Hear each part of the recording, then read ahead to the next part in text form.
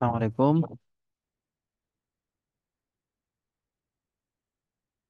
আচ্ছা, আজকে হচ্ছে তোমাদের একক কাজ পেজ নাম্বার 7-এর একক কাজ করবে। 1 নাম্বারটা, ঠিক আছে? 1 নাম্বারে কি বলছে, নিচের সেট গুলোকে সেট গঠন পদ্ধতিতে প্রকাশ করো।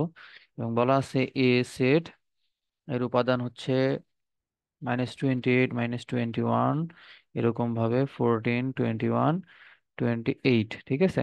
এবং খ নাম্বারে বলা আছে হচ্ছে বি একটা সেট যার উপাদানগুলো 0, 1, 2, 3, 5, 8। হ্যাঁ, তো এই দুইটাকে সমাধান করব। হ্যাঁ, ক নাম্বারে যেটা আছে সেটা দেখো সমাধানটা। তো প্রথম কথা হচ্ছে সেটটা লিখলাম, তাই না?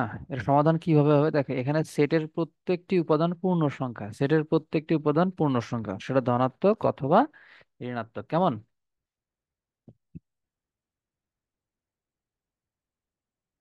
এর পাশাপাশি এই সংখ্যাগুলো দেখে কি বুঝতে পারতেছো? দেখো, এটা 7 একে 7, 7 একে 7, 7 দ্বিগুণে 14, 7 দ্বিগুণে 14, 3 7 21, 3 7 21, শুধুমাত্র ধনাত্মক আর ঋণাত্মক, ধনাত্মক আর ঋণাত্মক। তার মানে এগুলা অবশ্যই সাতের গুণিতক, এগুলা সবগুলোই হচ্ছে সাতের গুণিতক, সাতের ধনাত্মক এবং ঋণাত্মক গুণিতক, ঠিক আছে? সাতের গুণিতকের মধ্যে ধনাত্মক সংখ্যাগুলো আছে, ঋণাত্মক সংখ্যাগুলো আছে।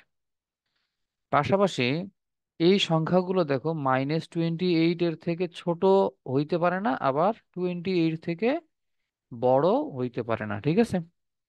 তো এখন আমরা এইখানে যে শর্ত 3টা পাইছি, সেই শর্ত 3টার উপর ভিত্তি করে আমরা কি লিখব?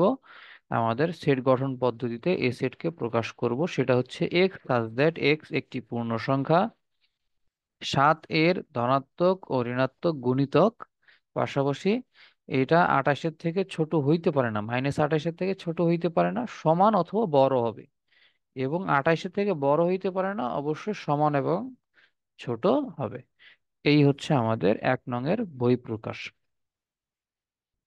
এবার খ নাম্বারটায় আসো। খ নাম্বার বলছে b = 0, 1, 2, 3, 5, 8। এইখানে একটু মিসিং আছে, যেটা সংশোধিত করলে হয়। সেটটা এরকম, বি একটা সেট যেটা 0, 1, 1, 2, 3, 5, 8। এখানে একটা প্যাটার্ন দেখতে পাবা, ক্লাস 8-এ যদি পড়ে থাকো ঠিকঠাক মতো, তাহলে এখানে বুঝতে পারবা প্যাটার্নটা কি। 0-এর পরে 1 আসছে, 0 এবং 1 এই দুইটা যোগ করলে, হয়ে যাবে আমাদের 1। এবার আসো, এই দুইটা 1 আর 1 যোগ করলে হয়ে যাবে আমাদের 2। এবার এই 2 এবং এই তার সামনের 1 যোগ করলে হয় 3, এই 3 এখানে চলে আসছে। তার মানে প্রথম দুইটা আগের দুইটা যোগ করলে পরেরটা পাওয়া যায়, ঠিক আছে? এরকম ভাবে 3 আর 2 যোগ করলে 5 হয়, এটা 5 হয়ে গেছে, ঠিক আছে? 3 আর 5 যোগ করলে কত হয়? 8 হয়, যেটা এখানে দেখতে পাচ্ছ, ঠিক আছে? এরপরের সংখ্যাটা কত হবে? 5 এবং 8 যোগ করলে 8 × 5 = 13 হবে, ঠিক আছে? তো এই সিরিজটাকে বলা হয়ে থাকে ফিবোনাক্কি সংখ্যা। কি বলা হয়ে থাকে? ফিবোনাক্কি সংখ্যা, মনে রাখতে হবে, ফিবোনাক্কি সংখ্যা, ঠিক আছে? তো এখান থেকে পাইলাম এই সংখ্যাগুলো হচ্ছে আমাদের পূর্ণ সংখ্যা, এক্স একটি কি পূর্ণ সংখ্যা, এবং এগুলো হচ্ছে আমাদের ফিবোনাক্কি সংখ্যা। পূর্ণ সংখ্যা তো বটেই, এখানে পূর্ণ সংখ্যার পাশাপাশি আমাদেরকে একটু দিতে হবে ধনাত্মক পূর্ণ সংখ্যা। হ্যাঁ,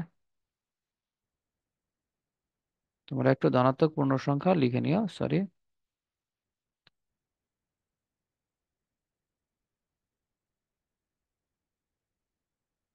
এটা হবে ধনাত্মক পূর্ণ সংখ্যা। হ্যাঁ,